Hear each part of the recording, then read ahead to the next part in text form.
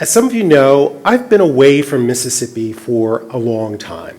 And when people ask me about my relationship with Mississippi, what I often tell them is that I'm a born-again Southerner. And I use that because my belief in Mississippi is, strong, steadfast, and unwavering, a lot like the faith of a religious convert. And Mississippi's story and my story are really stuck together. And this is after years of membership in what I like to call Southerners Anonymous, with its constant Faulknerian refrain of, "No, I don't hate it." But thinking about my story in Mississippi and how they're really tied together, I always think about a song by Paul Simon called My Little Town. And the first time I heard that song, I thought that it had been written for me. I grew up in the little town of Mount Olive, Mississippi, right near the metropolis of hot coffee. And I grew up there believing that God keeps his eye on us all.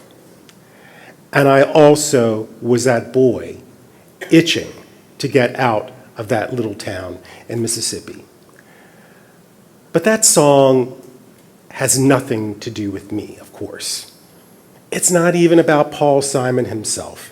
And it has nothing to do with the South or my little town. But it's part of my story, my narrative, my connection with Mississippi. In those words that Paul Simon wrote in that song, he told the story of someone who is like me, but who is not me. Now, I tell that to tell you the power of story and narrative. Narrative is the way that we structure and comprehend the world. And if stories are things that give us an idea of how to live, then narrative is the way that we think about all of these things and how they connect together. Stories have an impact on how we perceive the world around us. And that's especially true in Mississippi. We are a culture of storytellers. But we also tell stories here that hide truths. And one of the ways that we do that, one of the narratives we have, is with our state flag. This is the Mississippi state flag. Why do we hold on to this flag? It's nostalgia about the Confederacy, wrapped up in kind of the whole idea of the lost cause. And when we look at this flag, there are things about it that we don't really think about. There are things that it doesn't say, and one of those is that it doesn't tell us about its connection with slavery, with racial segregation, racial terrorism, and lynching. All of those things are obscured. And every day that this state flies this flag, it tells a false narrative about its history. And that false narrative is that this flag represents every Mississippian and that the Confederate symbol represents a noble cause. There is nothing noble about the history of the Mississippi state flag. And the Confederate emblem is one that is a symbol of the enduring power of white supremacy. So why do we continue with our flag? We do because we believe our own mythology and our legends that we have told ourselves about this over the years. Just like in fleeting moments, I feel about a Paul Simon song that has nothing to do with me. Now, I tell you that because one of the things that I've been thinking about is how do we get a new narrative for Mississippi? How do we change the way that we look at our narrative in Mississippi? And I think the way for us to begin to think about a new narrative for Mississippi is, I think first we have to go back into the past. And I go back to the analog world of the 1930s, back to the Great Depression, this wonderful image by Marion Post Walcott in Natchez, Mississippi. It's a road that I've been down. It's now paved, but it still looks a lot like this. This is part of our landscape. Our landscape is really one of our great treasures. And I go back to the 1930s because that is arguably the most documented period in Mississippi and the American South, thanks to the WPA, the Works Progress Administration, and Mississippi's own Eudora Welty. In photography, Eudora Welty did a mixture of fictional narrative, personal memory, and the history of Mississippi. This is an image that she called a woman of the 1930s. And this is also an image that I believe is the inspiration for her character, Phoenix Jackson, in her story, A Worn Path. If you read the description of the character of Phoenix Jackson and look at this photograph, right down to the wrinkles around her eyes, the description matches. So in this image, Eudora Welty found the core of a story, the beginning of a narrative. Similarly, Walker Evans and James Agee did the same in their book, Let Us Now Praise Famous Men, which has created an enduring image of the American South during the Great Depression. When you look at this photograph, what I generally see is a family on their front porch in the southern morning light. But when you combine that with James Agee's words about these people here, you begin to see what he saw. And that is the cruel radiance of what is. And in the glow of that cruel radiance, you begin to see a family that is being victimized by a tenant farming system that keeps them in constant and perpetual poverty. Now, what Walker Evans, James Agee, and Eudora Welty understood was that perception is not a passive act. They also understood something really important, that a thing that I use from cultural critic Susan Sontag with my students, and that is photographs provide evidence. And that's a really important thing to think about when you think about photography. Photographs and image provide evidence.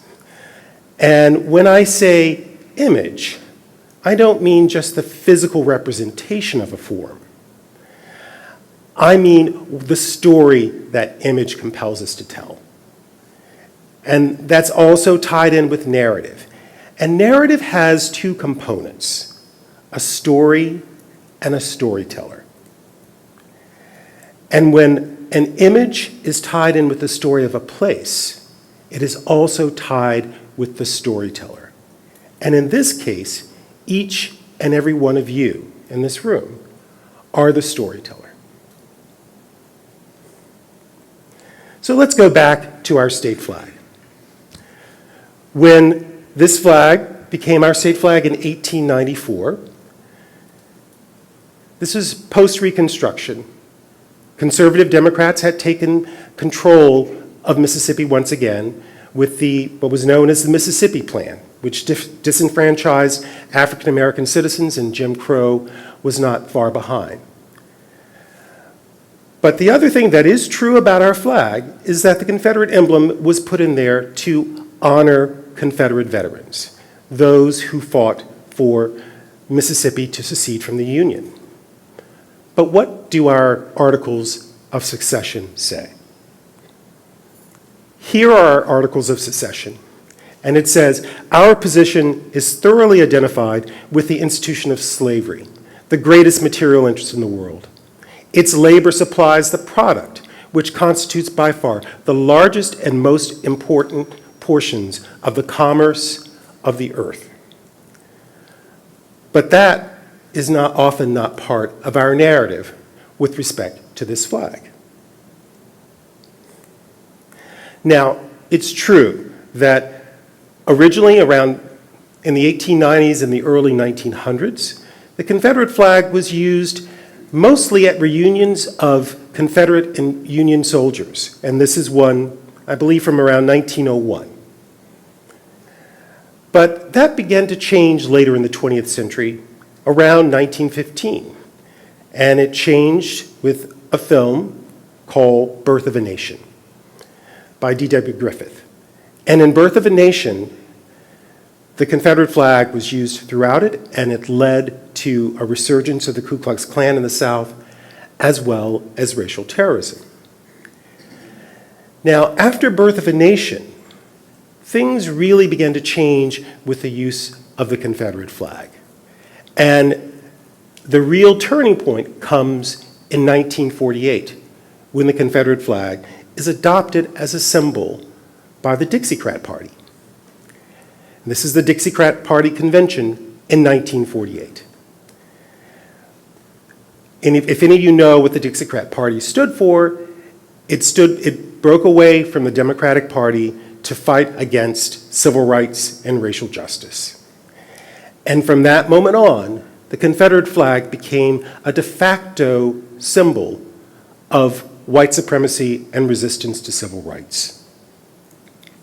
And the Confederate flag is also linked to the next few images that I want to show you from Mississippi's history. This is 1962, here in Jackson, at an Ole Miss football game right before the integration of Ole Miss. I'm an Ole Miss graduate. 12 years later, I would be in the stands, and they still looked like that. And they looked like that until 1997. And these three images, which if you walk just a few doors down the hall, you will find them here in the Mississippi Civil Rights Museum, from the Citizens Council and the Knights of the Ku Klux Klan. And these two images that we see with civil rights counter-protesters from the 1960s. What these photographs reveal is evidence of the linkage of the Confederate flag to the idea of white supremacy. And the Confederate flag represents who we used to be. It's not who we are today. And who are we today in Mississippi? We are an integrated, multiracial society. Yet, unfortunately, many of our citizens don't see us that way, as you can see from this image from Charlottesville, Virginia, at the Unite the Right rally just over a year ago. And as you will see, the flag in the corner is based on our state flag. Now, can we ever be free of Confederate imagery in the South? And the answer is no, we can't.